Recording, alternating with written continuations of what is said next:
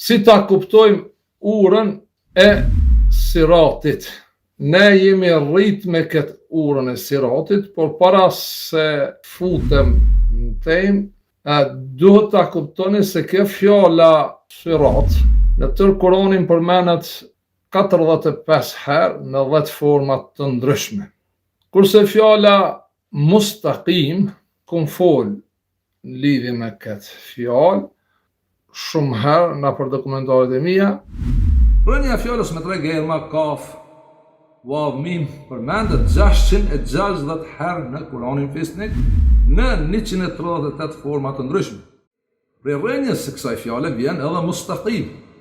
Ihdina siratal mustaqim, siç e kemi ajetin 6 në fillim të Kur'anit në surën e parë El-Fatiha. Dhe gërma që është mes vav, shumicën e rasteve nuk lexohet dhe marrëmi kombinime të ndryshme, po bëhet fjalë për të qëndrueshmëri në kom, me të qëndru në kom, shumë e zbërthen shqipja jonë, se so gjuhët tjera në këtë rast, gjuha hebreja dhe gjuha e arabisht farsme.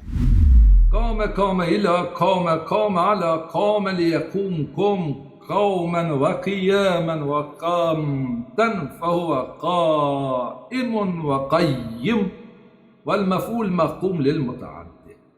قام شخص وقف والنحد انتصب عكسه قعد. قام si foljen nuk motivohet se është arabisht folzven, lughat al-arabia, lam, ghain, waw. Pasi për kam arabisht folësit kanë fjalët aqdam, saq e të tjera fjalë. Folja kame të arabisht folësit nuk i referohet këmbëve, siç i referohet në shqip këmbëve, por rrin kom.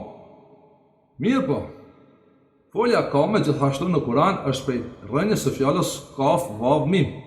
Dhe si kame, folje përmendet vetëm një herë në tërë Kur'anin, në ajetin 19 të surës Gjin.